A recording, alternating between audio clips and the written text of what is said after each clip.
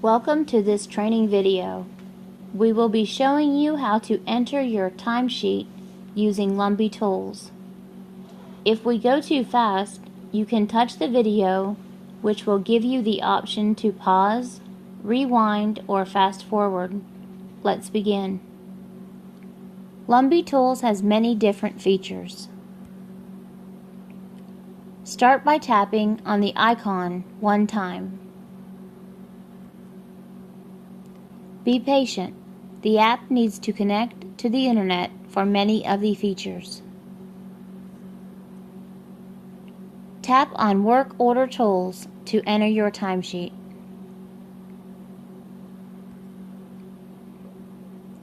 You want to tap on Enter Timesheet.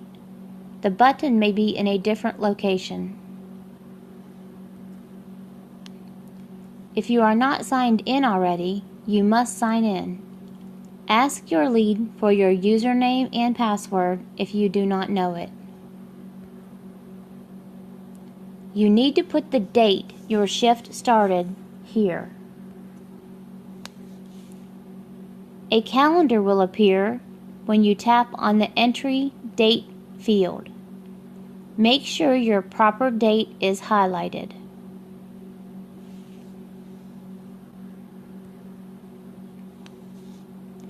Tap on the Set button after the correct date is highlighted.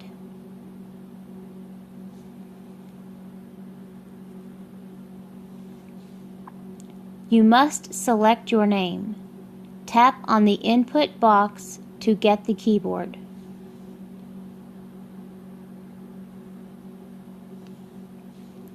You can start to type your first name, your last name, or your clock number to get the drop down.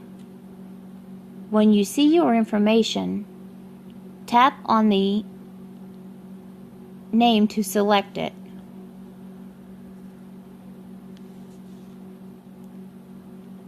After selecting your user information, tap on the Find Entries button.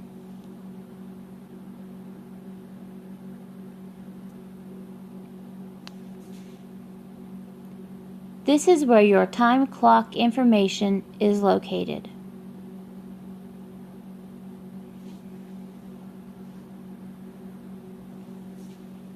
Your start time should default to your actual start time.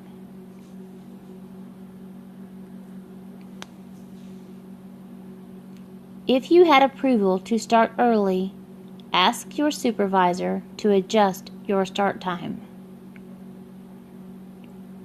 You are not allowed to clock in more than 30 minutes early. If you clocked in too early and the time clock didn't default to your actual start time, notify your supervisor.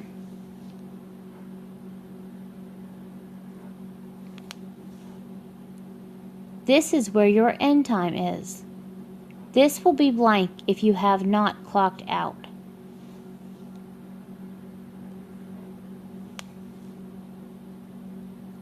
The lunch field is your lunch and break times.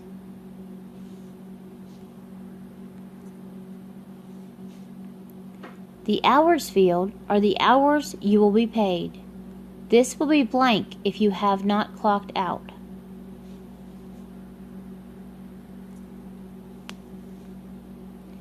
The production time entries section is what you worked on.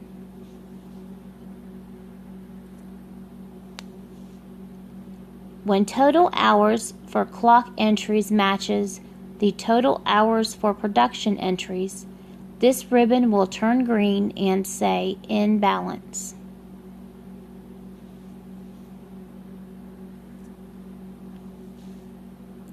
You need to balance the time by entering what you worked on. Start by selecting the shift your data is on.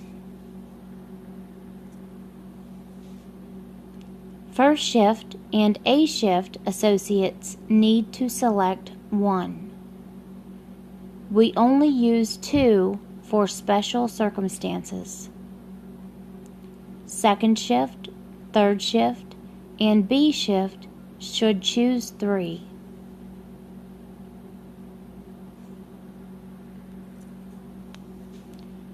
Tapping on a shift will fill it in.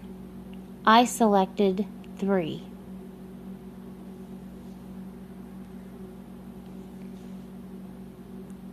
You can see more of the form by dragging it up. Put your finger on the screen and slide it up the screen. Place your finger in a blank area of the screen to drag it.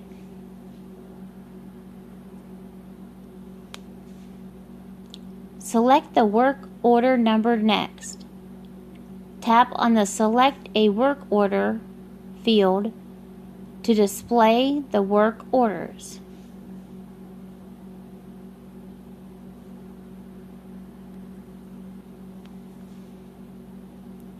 A pop-up menu will display all the work orders to choose from. They are in numerical order. You can scroll up and down the menu to see all your options.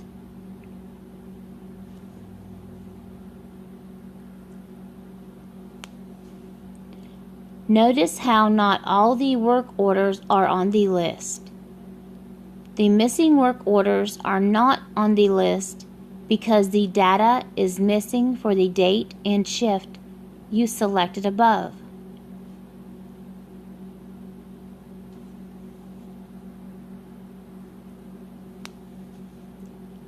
Tap on the first work order you worked on.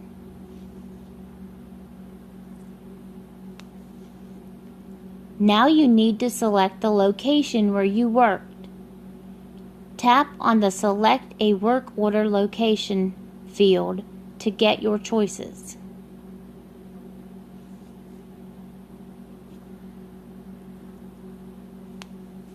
Do not just select the choice that appears. It must be the location you actually worked. This should be the same location you choose while doing live sort.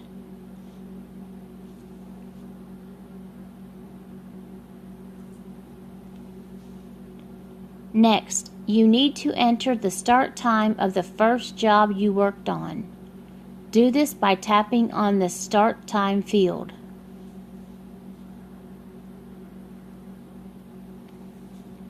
You will get a date picker and a time picker window. The date in the center of the wheel is your choice.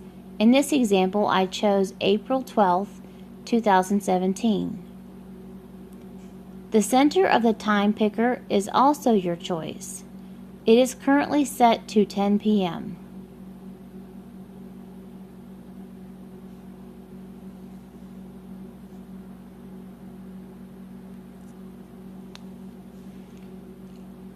The start time for the first work order I worked must match the time clock in this example.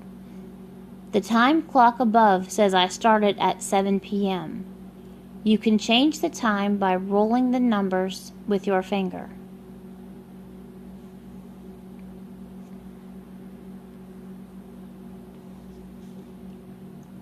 After you have set the correct time and date, tap on the Set button.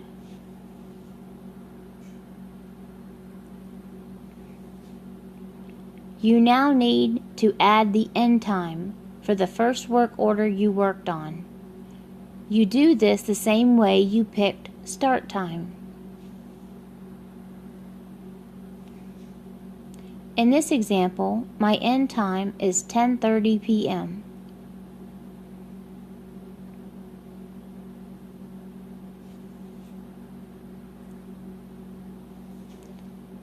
Now you need to document your lunch if you took it while working this work order.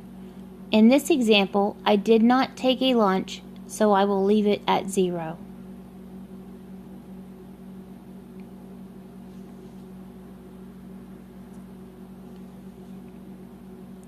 Now that I have all the information for my first job documented, I can now tap the Add Production Entry button to document the first job. Do not get impatient and hit the button again. Wait 2 to 3 seconds and then see if it posted above.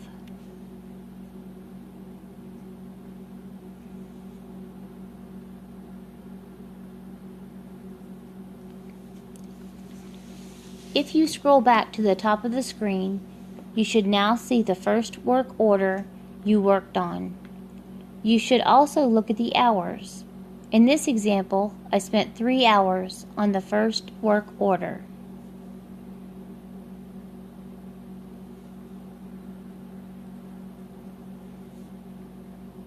If this is not correct, you can remove it by swiping to the right and tapping on the Remove button.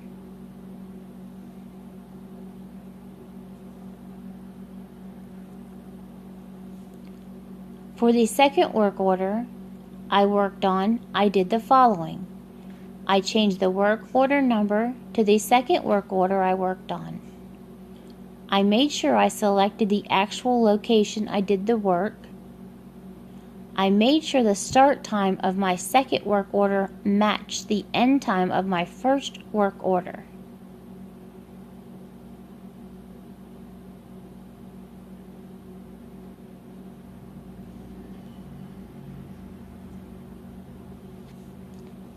Since my second work order ended on the next day, I also had to change the date.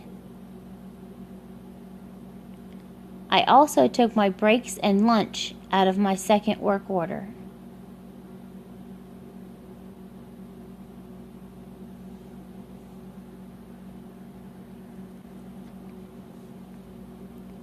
After entering all of the information for my second work order, tap on the Add Production Entry button.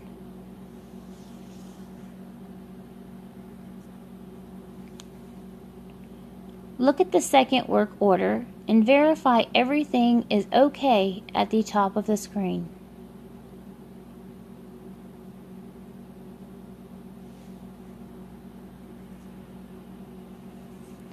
In this example, I only worked on 3 work orders, so my third work order starts at the same time as my second work order ended. Note, I also had to change the date. My end time must match my clock out time since it is the last work order I worked on. The lunch time had to be removed and set back to 0. Add production entry.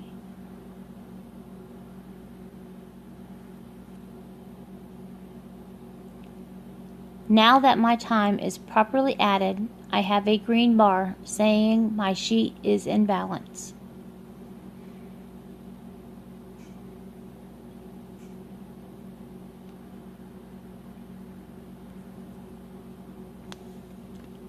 Take a moment to notice how everything matches.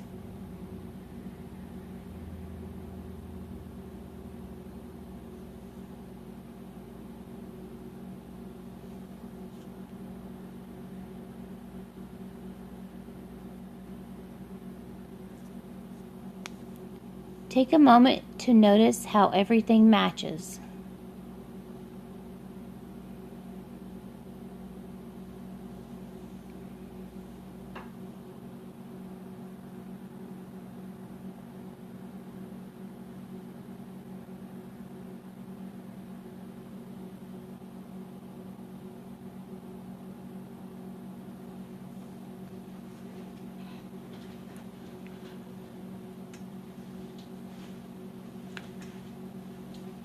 Again, take a moment to notice how everything matches.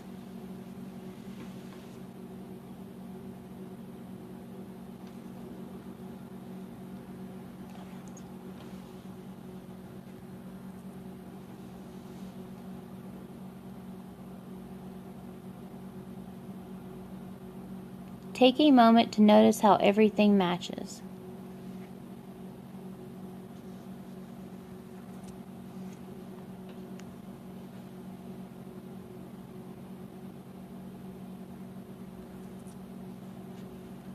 Thank you for watching. If you have any questions, please ask.